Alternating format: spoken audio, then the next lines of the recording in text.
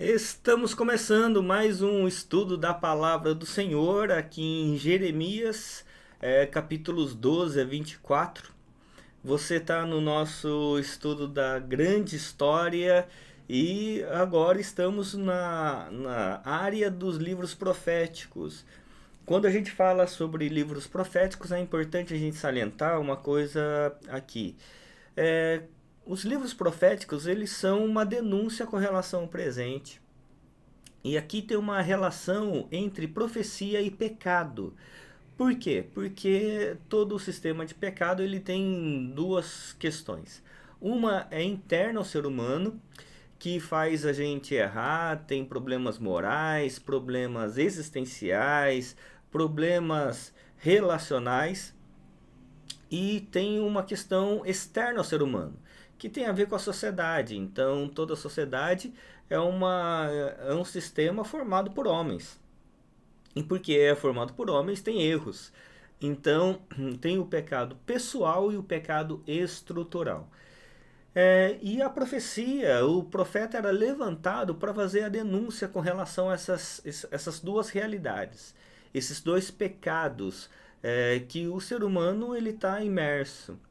Então, à medida que o profeta ele é levantado, ele faz a profecia no tempo presente com consequência futura. Por isso muita gente acha que profecia só tem a ver com o futuro. Não, ele tem a ver com o presente também, porque ele é uma denúncia no presente. Mas também tem a ver com o passado, porque toda profecia que é dada, ela é com relação a uma lei que antecede. Então a lei de Deus, os mandamentos de Deus, a forma como o homem deveria viver, deveria fazer com que no presente as pessoas vivessem corretamente. Como elas não vivem, posto a lei que fora dada, então agora tem a profecia no tempo presente com consequência futura. Essa é uma questão extremamente importante quando a gente vai estudar aqui os profetas, e hoje vai ficar muito claro essa relação entre profecia e pecado, porque nós estamos no livro de Jeremias, né? E enquanto Isaías era um texto que falava muito do evangelho, né, da profecia do Cristo que viria, Jeremias vai falar muito do pecado, que muitas vezes está, inclusive, na religião, inclusive está na forma religiosa em que as pessoas se relacionam com Deus e com o seu próximo. Então é muito bom e muito importante você estudar a palavra do Senhor para cada vez mais a gente ler a palavra, mas sobretudo a palavra nos ler. Que a graça do Senhor esteja sobre sua vida. Vamos orar para nós começarmos o nosso estudo hoje. Pai Santo, Deus querido, muito obrigado pela tua presença, pela tua graça, pelo teu cuidado. Que o Senhor continue cuidando e ministrando virtude sobre a vida de cada um de nós. Que o Senhor alcance cada família representada aqui, Senhor, e que o teu Espírito fale profundamente aos nossos corações. É o que nós pedimos em nome de Jesus. Amém. Amém, meus irmãos. Vamos lá. E só mais um último aviso, eu estava esquecendo, é que esse estudo está sendo gravado. Desde que nós começamos nossos estudos, anos atrás, os nossos estudos sempre foram ao vivo. Até mesmo na transição ali da pandemia, o estudo sempre foi ao vivo, né? Ou presencial ou online. No entanto, eu, a Viviane e uma equipe da Igreja Presbiteriana Taian, nós estamos em viagem pela Turquia e Grécia, uma viagem bíblica nos caminhos de Paulo. Então, o estudo de hoje está sendo gravado, e a gente vai trazer muitas informações de lá e se Deus quiser, trazer e compartilhar essas informações com vocês. Uma questão é que semana que vem o estudo já volta ao vivo novamente. E outra coisa, se você quer acompanhar como é que está sendo a nossa viagem lá pela Turquia e Grécia, você pode aqui no @ser.conviver que é o Instagram meu e da Viviane, e também pelo canal do YouTube Ser.conviver, né? Ser e Conviver. Você pode acompanhar também a nossa viagem, tá bom? É isso, vamos lá para o nosso estudo de hoje. Vamos lá. Isso. Bom, essa tabela eu já mostrei semana passada que Isaías ele antecede o cativeiro babilônico, mas ele vê o cativeiro assírio, né? E Jeremias, ele é antes e durante o cativeiro babilônico, e, e ele é mais da região do sul, ele vê o reinado do sul sendo tomado ali pelos babilônios, enquanto Isaías vê a região do norte, né, sendo tomado pelos assírios. Pois bem, aqui está uma divisão do livro por temas, né? E dos capítulos 1 a 52, e aqui está uma divisão por literatura. Então nós temos um prólogo chamado de Jeremias aí no capítulo 1 e o desfecho no capítulo 52. E nós temos dois textos proféticos, né? Um maior do capítulo 2 até o capítulo 35, profecias de Judá e Jerusalém, e profecias com relação às outras nações dos capítulos 46 a 51. E dentro aí tem as narrativas históricas e tendo como centro a queda de Jerusalém, que a gente vai ver nos próximos estudos. Pois bem, vamos lá para o nosso texto de hoje, Jeremias capítulo 12, verso 1. A palavra do Senhor vai nos dizer assim: Justo serias, Senhor, se eu apresentasse a minha causa diante de ti. No entanto, preciso falar contigo a respeito da justiça, porque o caminho dos ímpios prospera. Porque todos os traidores vivem em paz? Tu os plantas e eles lançam raízes, crescem e dão fruto. Estás perto dos lábios deles, mas longe do coração. Mas tu, ó Senhor, me conheces. Tu me vês e provas o meu coração e sente em relação a ti. Arranca-os como ovelhas destinadas ao matador e separa-os para o dia da matança. Até quando a terra estará de luto e se secará a erva de todo o campo? Os animais e as aves estão morrendo por causa da maldade dos moradores da terra, que dizem: Deus não vê aquilo que nos espera. Na semana passada eu falei essa questão de Jeremias ser chamado de profeta chorão, né? Um profeta chorão porque ele, além de profeta, ele também une aqui um estilo literário que é o estilo literário do lamento, que é muito próprio ali nos Salmos que nós estudamos. E das expressões mais importantes nos Salmos de lamento e também nos textos de lamentos é o até quando. Nós vimos um na semana passada e agora aparece novamente aqui no verso 4 do capítulo 12. Até quando a terra estará de luto? Essa expressão mostra essa questão do choro, do lamento, da dor, da empatia, dessa questão do sofrimento de Jeremias, sabendo tudo que vai acontecer. E ele indaga aqui a questão da justiça, né? Por que muitas vezes os ímpios, as pessoas que não creem em Deus, pessoas que não têm um senso moral ou um senso de justiça, eles prosperam. E é o que muitas vezes a gente vê nos dias de hoje, né? Pessoas que são corruptas, pessoas que são muitas vezes imorais, eles prosperam. O que na realidade depois Jeremias vai entender é que tudo está nas mãos de Deus e que Deus está tratando com o seu povo, Deus está tratando com a nação de Israel e com o povo de Judá, porque eles haviam se esquecido do Senhor. E aí o texto ele continua, e Deus vai dar uma bronca em Jeremias, né? Vai dizer assim: Jeremias, Se você se cansa correndo com homens que vão a pé, como poderá competir com os que vão a cavalo? Se em terra de paz você não se sente seguro, o que fará na floresta do Jordão? Porque até mesmo os seus irmãos e a casa do seu pai estão sendo desleais para com você. Eles o perseguem com fortes gritos. Não confie neles, ainda que lhe digam coisas boas. Olha que interessante aqui o texto. Deus dando essa bronca em Jeremias, né? Porque Jeremias estava indagando a questão da justiça. E Deus fala assim: ó, Jeremias, a coisa vai ficar pior. Se você está achando que o negócio está ruim, vai ficar pior ainda. E há momentos que a gente pensa isso, né? Há momentos que a gente fala assim: veio a pandemia, será que pode ficar pior? Aí vem uma outra variante pior, né? Veio uma variante que era muito mais contagiosa. Aí você fala assim: não, não é possível.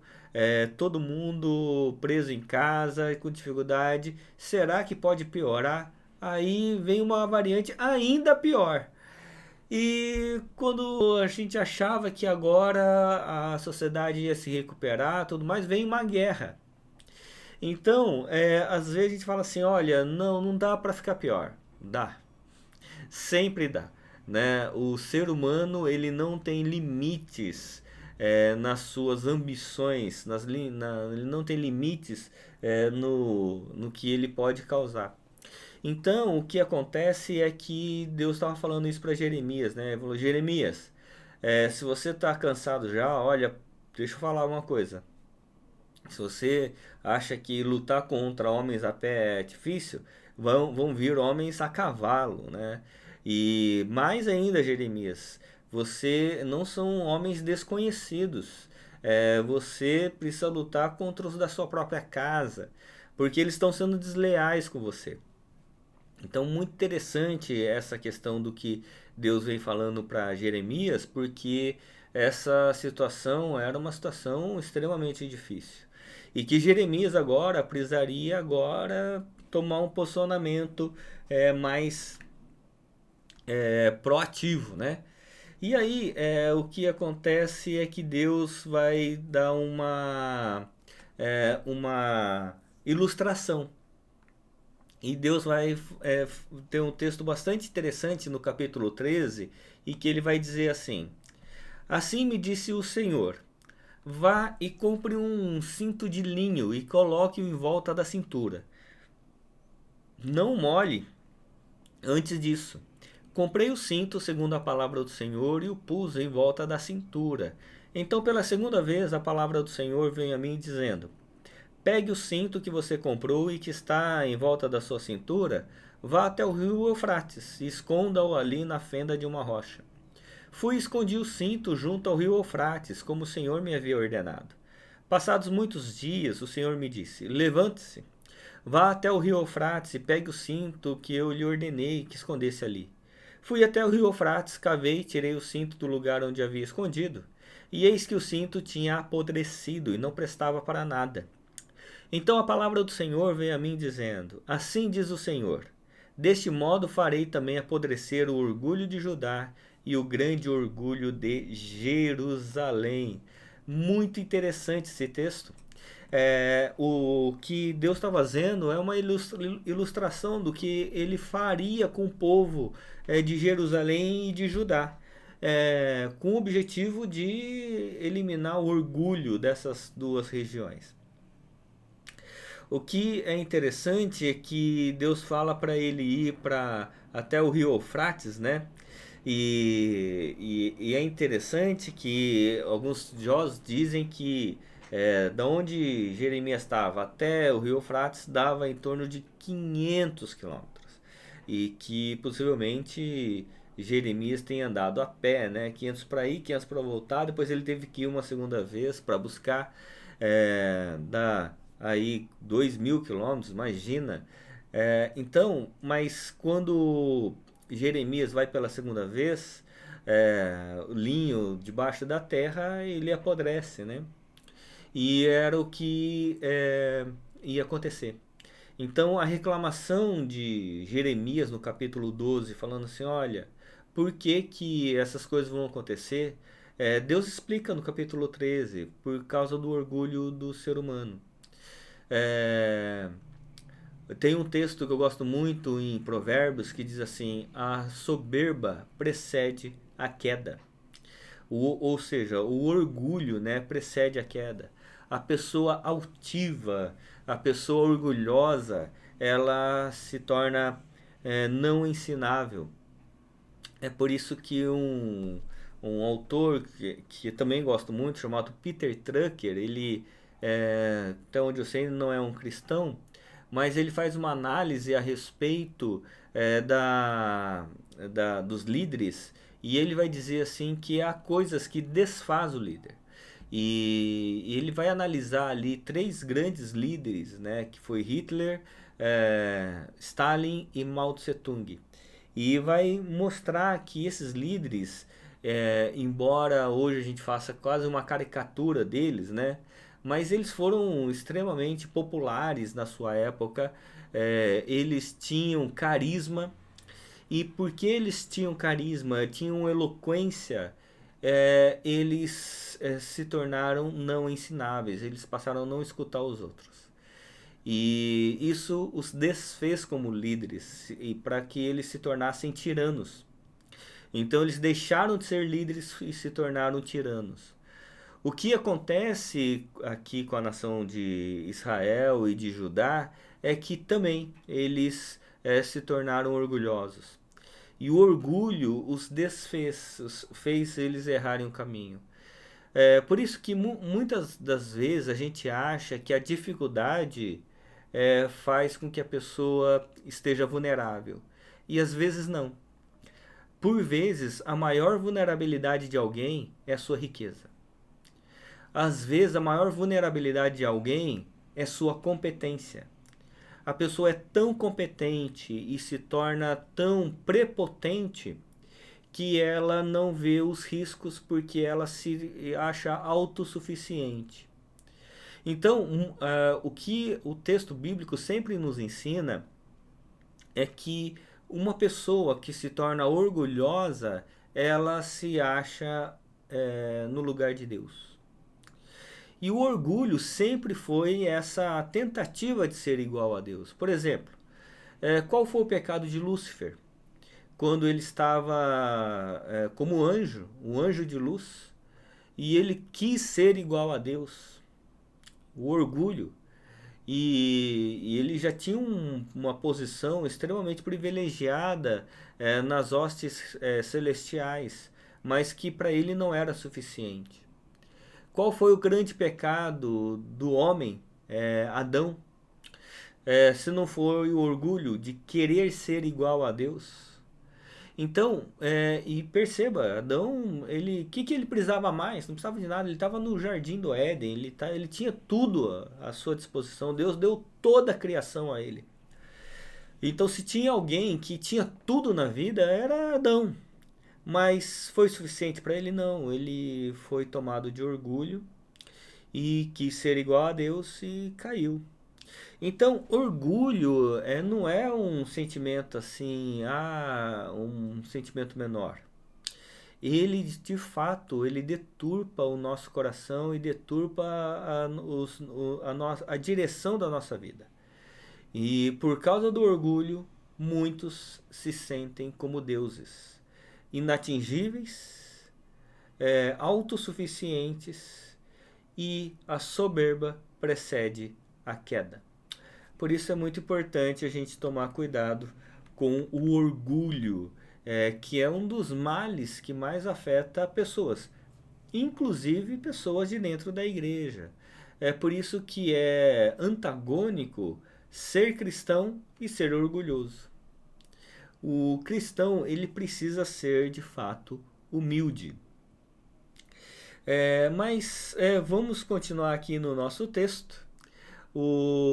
A palavra do Senhor aqui em Jeremias, no capítulo 14 agora, verso 10, vai dizer assim: assim diz o Senhor a respeito deste povo, eles gostam de andar errantes e não sabem controlar os pés. eles querem ter um sentido de autonomia, de autossuficiência. Por isso o Senhor não se agrada deles, agora ele se lembrará das maldades que fizeram e os castigará por causa dos seus pecados. O Senhor me disse ainda: não interceda por este povo para o bem dele. Olha que palavra dura que Deus está falando a Jeremias. Não interceda, não ore por eles para o bem deles. Quando jejuarem, não ouvirei o seu clamor.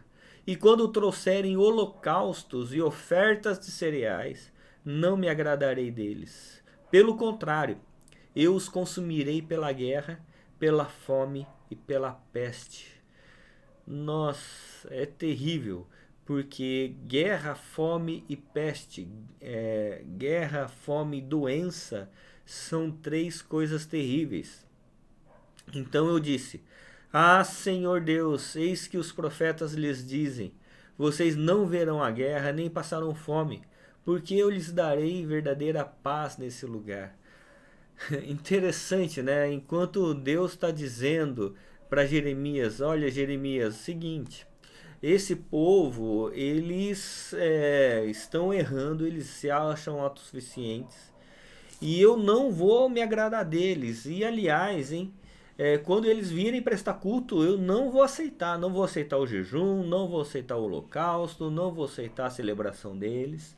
E olha, Jeremias, não adianta nem você orar por eles, né? Porque o meu juízo já está decretado. E aí o Jeremias ele vai dizer algo importante. Ele vai dizer: Deus, mas tem profeta que está falando que não vai ter guerra. O Senhor falou que vai ter guerra, vai ter fome e vai ter doença. Mas tem profeta que está falando que não vai ter nada dessas coisas. E que eles vão viver em paz. E aí é aquela questão dos falsos profetas, que fazem as coisas para si mesmos, que profetizam com relação ao seu próprio estômago. Então, muito interessante isso. E aí o texto ele continua, né? Deus vai dizer assim: e o Senhor respondeu: esses profetas profetizam mentiras em meu nome. Nunca os enviei, nem lhes dei ordem, nem lhes falei.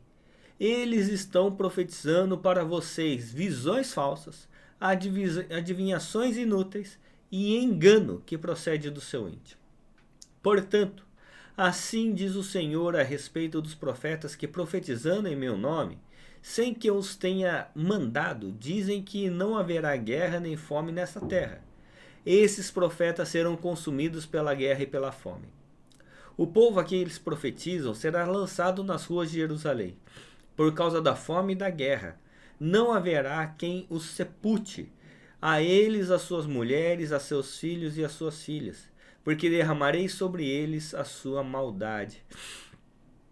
Nós estamos vivendo um momento, meus irmãos, de guerra, né? Não sei quando você está vendo esse vídeo, mas nós estamos no meio da guerra entre Rússia e Ucrânia. E cenas lamentáveis, né, de pessoas mortas e pelas ruas. Então, o que Deus está falando é que essas coisas iam acontecer no caso de Jerusalém aqui de Judá, né, que Deus havia profetizado. O que acontece é que os profetas que declaravam paz, eles estavam declarando falsas adivinhações e engano que procede do seu próprio íntimo. E esses profetas seriam consumidos pela guerra e pela fome. Então é importante a gente entender que nem todo que diz Senhor, Senhor entrará no reino dos céus. Nem todo que diz falar em nome de Deus, de fato está falando em nome de Deus. Às vezes a gente acha que todo aquele que abre a Bíblia e fala em nome de Deus é de Deus. Não é, não necessariamente. Até mesmo porque lá em Mateus capítulo 7, até o texto que eu comecei a citar, que nem todo aquele que diz Senhor, Senhor entrará no reino dos céus. O texto ele continua, né, dizendo assim: Muitos dirão, em teu nome, Senhor, nós profetizamos. Que é profetizar? É pregar, né? Profetizar. Em teu nome expulsamos demônio, em teu nome fizemos muitos milagres. E Deus vai dizer, apartai-vos de mim porque eu nunca vos conheci. Ora, se Deus não... eles não estavam fazendo isso em nome de Deus, estavam fazendo em nome de quem? Então, é importante a gente perceber isso porque ainda hoje em dia há falsos profetas. E no capítulo 17 vai ter um texto bastante interessante, porque vai dizer assim, capítulo 17, verso 5. Assim diz o Senhor, maldito aquele que confia no ser humano, que faz da carne mortal o seu braço, e cujo coração se desvia do Senhor. Porque ele será como um arbusto solitário no deserto e não verá quando vier o bem. Pelo contrário, morará nos lugares secos do deserto, na terra salgada e inabitável. Bendito aquele que confia no Senhor e cuja esperança é o Senhor. Porque ele é como a árvore plantada junto às águas, que estende as suas raízes para o ribeiro e não receia quando vem o calor. Porque as suas folhas permanecem verdes e no ano da seca não se perturba nem deixa de dar fruto. Esse é um texto paralelo ao Salmo 1:3, né, que vai dizer assim: ele, né, quem é ele? Ele é o homem bem-aventurado, que não anda no caminho dos ímpios, não se detém no caminho dos pecadores, nem se assenta na roda dos escarnecedores, né? Ele é como árvore plantada junto a uma corrente de águas, que no devido tempo dá o seu fruto, cuja folhagem não murcha, e tudo que ele faz será bem-sucedido. Os ímpios não são assim, são porém como a palha que o vento dispersa. Esse texto de Jeremias 17 e Salmo 1, ele tem a mesma figura, né? De uma árvore plantada no deserto. Não é que tinha um ribeiro de água ao lado. Não, era um deserto. Mas as raízes dessa árvore são tão profundas que elas chegam no manancial de água. O que acontece é que ele faz essa figura comparando com o ímpio, que é como uma folha seca. O que ele quer dizer isso? Ele quer fazer a diferenciação entre alguém que tem raízes e alguém que não tem nenhuma raiz, que qualquer vento leva essa pessoa. Ou seja, aonde nós estamos enraizados? Estamos enraizados em Cristo Jesus, né? Vai dizer Efésios. Enraizados e fundamentados em Cristo Jesus. Então, à medida que agora nós sabemos que a nossa raiz está no Senhor e a nossa nutrição vem da palavra de Deus, a nossa nutrição espiritual, então agora nós sabemos quem nós somos e sabemos por que nós cremos e em quem nós cremos. Então, nesse sentido, nós somos felizes, né? Bendito aquele que confia no Senhor e cuja esperança é o Senhor. O contrário, o homem que acha que é autônomo, né? Que não quer criar raiz, qualquer vento de doutrina, qualquer vento leva essa pessoa. E essa pessoa sempre está confiando em alguém, sempre está confiando ou nela mesma, nos seus planos, nos seus projetos, ou está confiando numa outra pessoa que fala a respeito de expectativas. Por isso ele vai dizer: maldito aquele que confia no ser humano, que faz da carne mortal o seu braço, cujo coração se desvia do Senhor. Muito interessante essa questão. E aí ele vai dizer algo muito precioso para nós. Ele vai dizer assim: enganoso é o coração mais que todas as coisas, e desesperadamente corrupto. Quem poderá entendê-lo? Eu, o Senhor, sondo o coração, eu provo os pensamentos, para dar a cada um segundo os seus caminhos, segundo o fruto das suas ações. Como a perdiz que choca ovos que não pôs, assim é aquele que ajunta riquezas desonestamente. No meio da vida ficará sem elas e no seu fim passará por tolo. Esse texto a gente precisa ter sempre no coração, né? Porque enganoso é o coração mais do que todas as coisas, e desesperadamente corrupto. Quem poderá entendê-lo? Eu, Senhor, som dos corações e provo os pensamentos. O que acontece? Antigamente, não sei se você já foi dessa época, quando vinha alguém assim, dar uma palavra de Deus assim para você, a primeira coisa que a pessoa perguntava é se você tinha sentido paz no seu coração. Ou se você tinha que tomar uma decisão, falou assim, você está com paz no coração? E aí a pessoa tomava a decisão a partir de um sentimento interno. Se estava com paz, ela tomava decisão. E se não desse paz, ela não tomava decisão diferente. E já vi situações em que isso deu certo e situações em que isso deu muito errado. O que acontece é que a palavra de Deus vai dizer que o coração não é métrica. O coração não é um ambiente seguro para você falar assim, não, eu vou tomar essa decisão porque o meu coração está me dizendo para isso.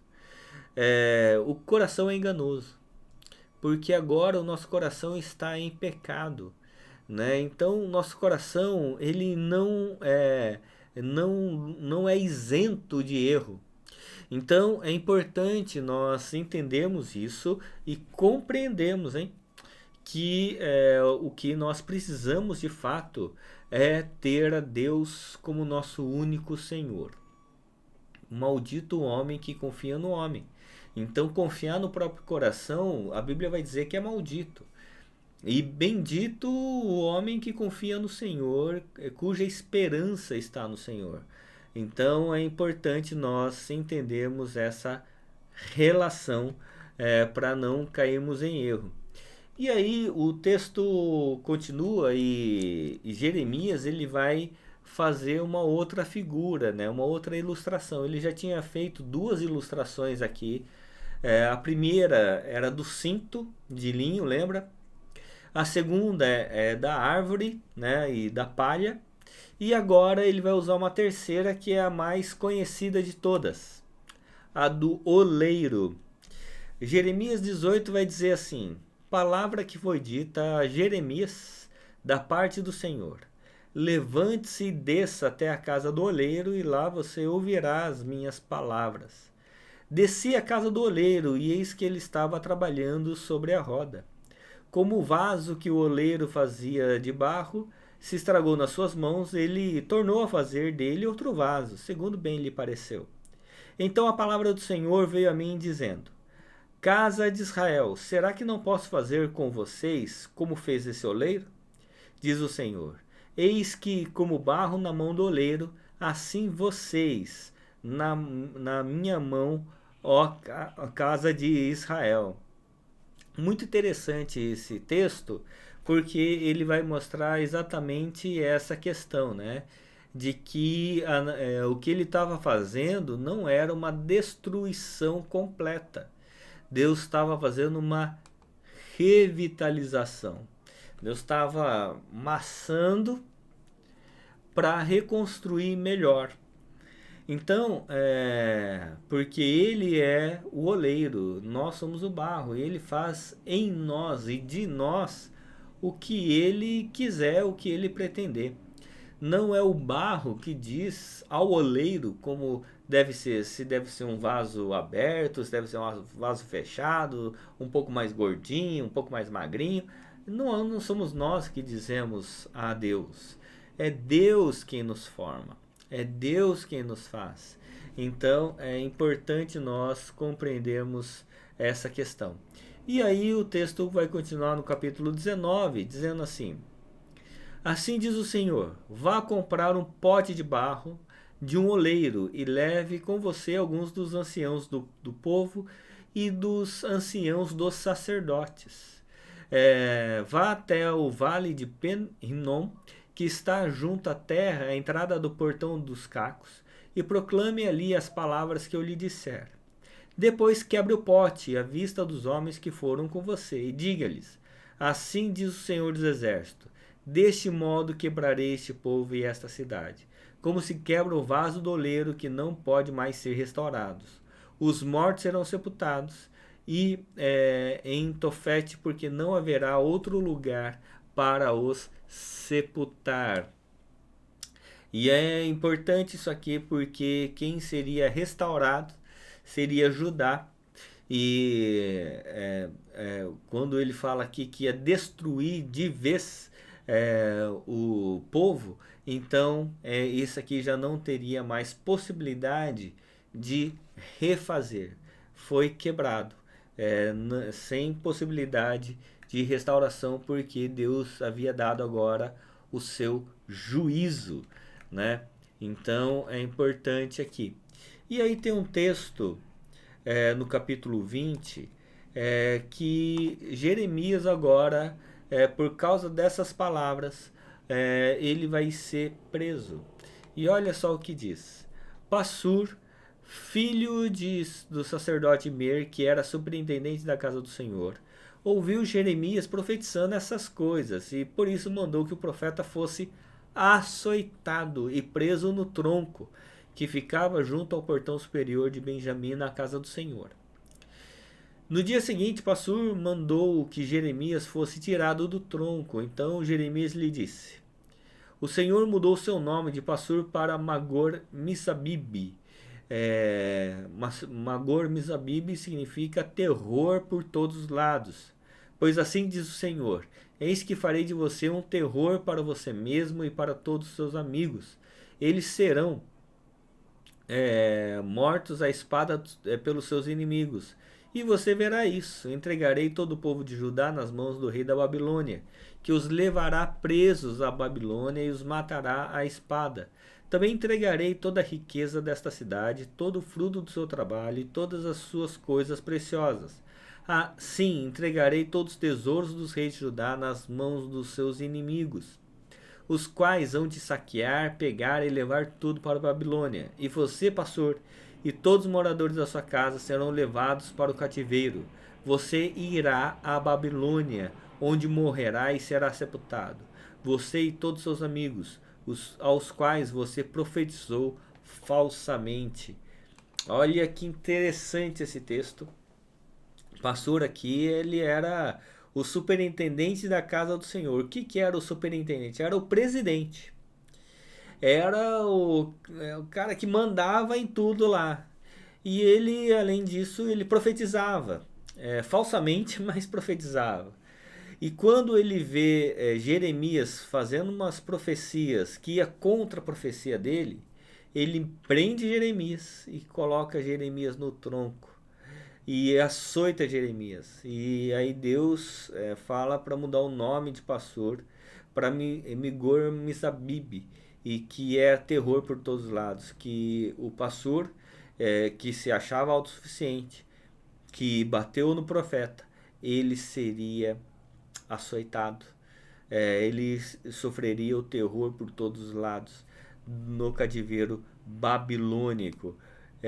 Interessante, muito interessante isso aqui. Aí o capítulo 22, verso 1 diz assim: assim diz o Senhor: desça ao palácio do rei de Judá e anuncie ali esta palavra. Ouça a palavra do Senhor, ó rei de Judá, você que se assenta no trono de Davi.